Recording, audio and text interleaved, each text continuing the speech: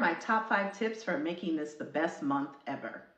Now, first quarter probably went one of two ways for you. It either was really great and you want to keep it going, or it just didn't quite hit the mark, or you completely missed the mark. But either way, you used to have 3 whole quarters to make up for it. You also don't want to ride the coattails of first quarter and just assume you can coast it out for the rest of the year, because there's 3 whole quarters and a lot can happen between now and December 31st. So I'm going to give you my top 5 tips to make not only this your best month ever, but really set you up for a good, strong second quarter. My name is Tamira, and I am a certified content marketing strategist with over 30 years of sales, marketing, and leadership experience. I've been in the online digital marketing space since 2013. It's been a long time.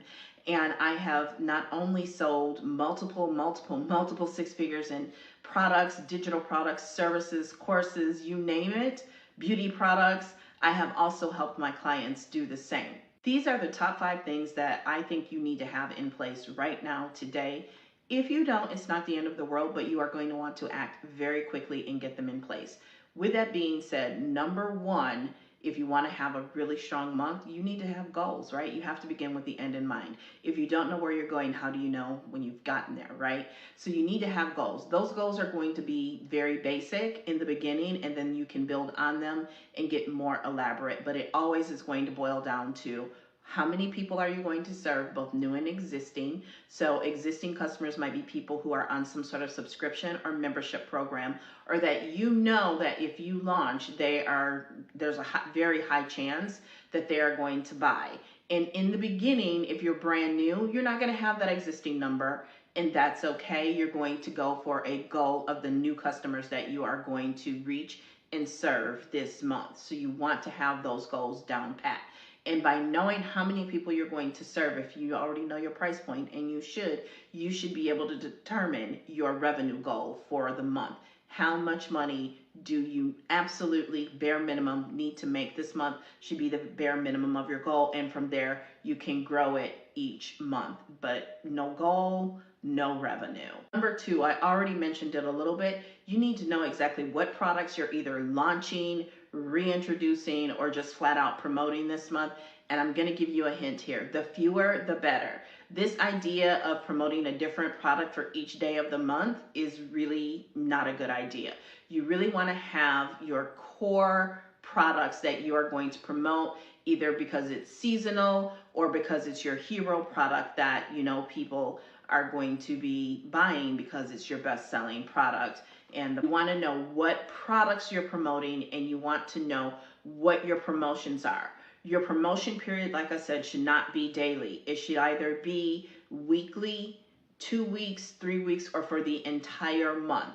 Don't worry about getting bored. Repetition is the name of the game. Number 3, your content plan needs to be already developed for the month of April, right? You really should have developed that within the last 2 weeks of March, and you should already have created and scheduled at minimum 1 week's worth of content, preferably 2. Content plan needs to be in alignment with your goals, the products and promotions that you have. It should all work very strategically together, and it should flow together very seamlessly and effortlessly. And that is when people begin to think you're a marketing genius. Finding any value in this list, I've got another list that you are going to want to download for free from my website, and that is the Essential Guide to Social Media Engagement. Just comment engagement below and I will send it to you.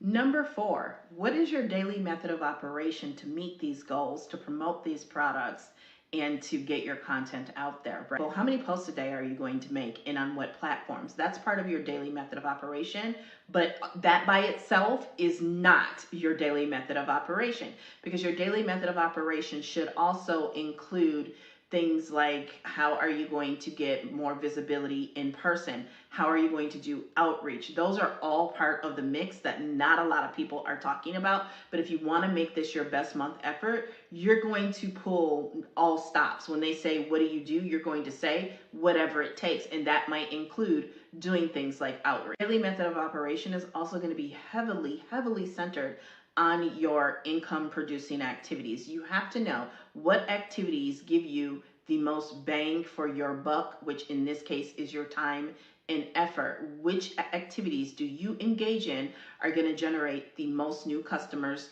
and revenue for you to meet those goals. That could be going live. Live is an income producing activity for me. When I go live, it helps me to generate leads, it helps me to cultivate those leads, and it helps me to close those leads. So going live is a very strong income producing activity for me. So is email. You have to know your business. I can tell you what works for me, but you have to know your business. And that's also going to come from including in your daily method of operation, reviewing your analytics, modifying, adjusting, and controlling so that you can get ahead of any pitfalls and you can adjust and keep the wind behind your sails in this game.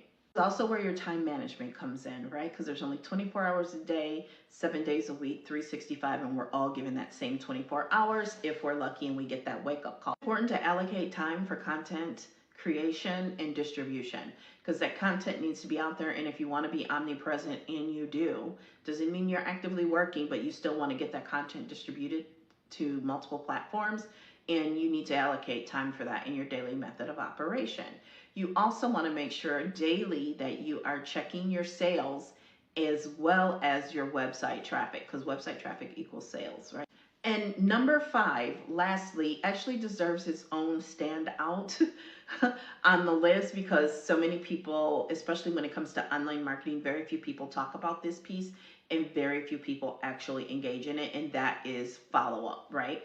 Who are you going to follow up, how, and when? And there are multiple ways to follow up with people. One of my favorite is an automatic email sequence that follows up on autopilot. But you know what? In today's world, sometimes you still need to text a message. Sometimes you still need to pop up in Messenger. Sometimes it's just a matter of engaging on people's posts. But you need to know who is your hot list, who's at the bottom of that funnel that you can wiggle and pull them out to serve them, first of all, and secondly, help you meet your goals. Money is in the list, right? So you need to not only have that lead list, you need to know who your hot leads are, identify them so that you can follow up with them and keep on top of it. And that is where your best month ever really comes. Really quickly, number 6, I find really lends a lot of hand to everything on this list for me, and that is collaborations. What podcasts am I going to be appearing on? What summits am I going to be a featured guest on? What blog posts? How can I get out in front of other people's audiences this month? Is it enough? Do I need to book more? And then I also want to be booking out for May and June as well, because those collaborations lead to more collaborations, bigger collaborations, which only helps you increase your exposure and visibility to new people, which helps you generate more leads and convert them into customers, because it also gives you credibility. Don't forget to hit that plus sign so that you can keep up with me for more marketing, monetization, and mindset, as well as mentoring on becoming a great marketer online.